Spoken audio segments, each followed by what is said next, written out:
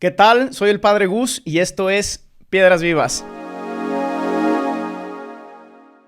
El otro día fui al hospital a dar una unción y saliendo de la unción se acercó a mí una mamá completamente bañada en lágrimas. Me dijo, Padre, por favor, ven al cuarto de mi hijo.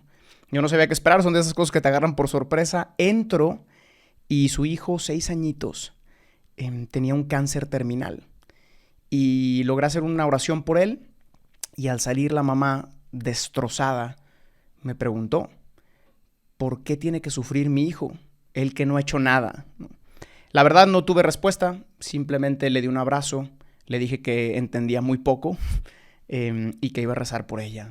Ese día me fui a mi casa manejando y no dejaba de pensar en el drama del sufrimiento. ¿Por qué Dios permite el sufrimiento de los justos? Albert Camus, un filósofo existencialista ateo, en un libro muy famoso que se llama La Peste, él decía, me niego a creer en un Dios que permite el sufrimiento de los niños. Y quizás sea esta nuestra reacción ante el sufrimiento y sobre todo el sufrimiento de los inocentes. Hay un libro en la Biblia, ¿okay?, que trata este tema, el sufrimiento de los inocentes. De hecho, es el libro más antiguo escrito en la Biblia, el libro de Job. Y este libro relata precisamente la historia de un hombre justo, un hombre bueno, que había recibido muchas bendiciones de Dios, que le estaba yendo muy bien.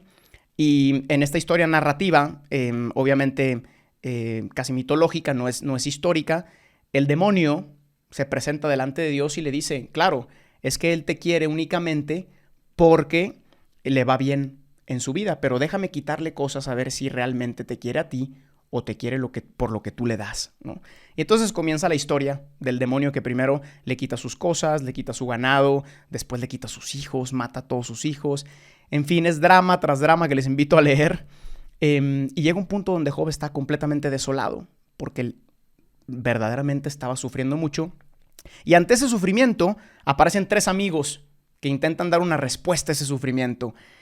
Estas para mí son las 3 respuestas equivocadas que tantas veces damos incluso en la iglesia católica o quizás a veces en otras religiones, ¿no? Se acerca el primer amigo y le dice, mira Job, es muy sencillo, tú estás sufriendo porque muy seguramente alguien en tu familia antes de ti pecó y Dios te está castigando a ti.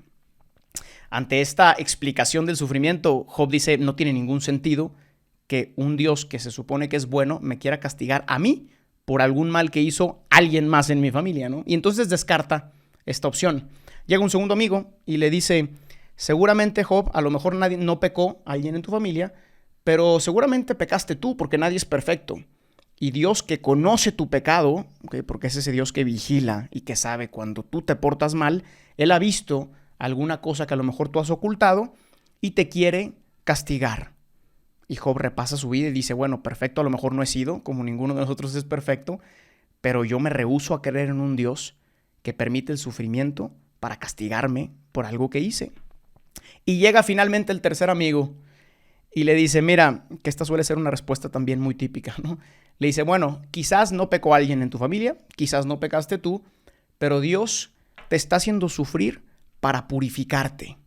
Y ahí es cuando Job explota y dice, yo no puedo concebir y no podría seguir rezándole a un Dios que permite mi sufrimiento, sea porque alguien pecó, sea porque yo pequé, o sea para purificarme. ¿Qué clase de Dios puede permitir la muerte de un niño pequeño de 6 años con cáncer solamente para purificarme a mí?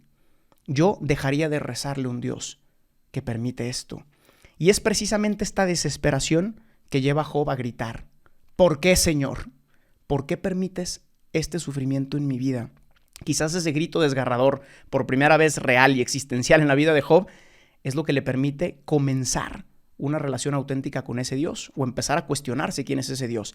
El tema es que el sufrimiento, de hecho, está presente en nuestra vida y no podemos escapar de él. Cada religión tiene diferentes explicaciones para el sufrimiento. La Iglesia Católica habla del pecado original.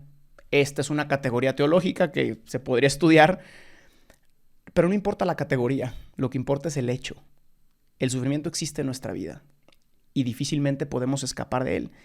Y si esto es real, entonces, ¿qué hace Dios delante del sufrimiento, ¿no? Dios, queridos amigos, no viene, no se revela, no se manifiesta y eventualmente no se encarna en Jesús para resolver el problema del sufrimiento. Se encarna y se revela para compartirlo con nosotros.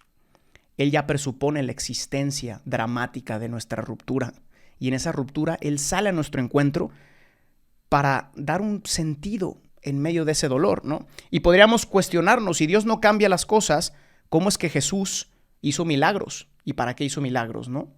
Es una cuestión válida. Sin embargo, los milagros de Jesús, que por cierto son poquísimos, al menos los que están relatados en los evangelios, no son tantos como podrían haber sido durante 3 años de ministerio. ¿Por qué hizo tan pocos?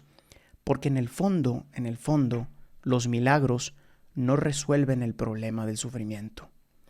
Los milagros resuelven quizás el problema temporal de un sufrimiento, pero no resuelven el drama existencial de otros sufrimientos que están por llegar.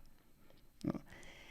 Jesús quiso venir no a explicar el sufrimiento, sino a compartirlo con nosotros y a darle un sentido nuevo, ¿no? Siempre me ha sorprendido a mí en la vida las personas que saben sonreír en medio del sufrimiento. Muchos de nosotros sonreímos en tiempos de prosperidad, pero ver una persona que sufre y que aún así se sigue entregando a los demás, verdaderamente me hace cuestionarme la bondad de un Dios que se revela en esa persona que sufre. Hay una escena maravillosa en la serie de Chosen donde uno de los apóstoles le dice a Jesús: oye, yo he estado tanto tiempo contigo y sabes que estoy enfermo, sabes que mi pierna me duele y nunca me has preguntado si quiero ser sanado. Y Jesús le dice: pon mucha atención a lo que te voy a decir. Si tú quieres, puedo sanarte, pero imagínate el bien que harías si así de enfermo logras hablar de mi amor, de mi compasión y de mi cariño a los demás. Gente, todos estamos rotos, todos sufrimos, todos estamos enfermos. Y por eso no nos predicamos ni a nuestra ruptura, ni a nuestra enfermedad, ni nuestra debilidad, ni nuestro sufrimiento. Predicamos el amor que persiste en medio de todas estas cosas. Así que la próxima vez que un amigo tuyo, un familiar tuyo esté sufriendo, por favor, no le des respuestas baratas. Acompáñalo.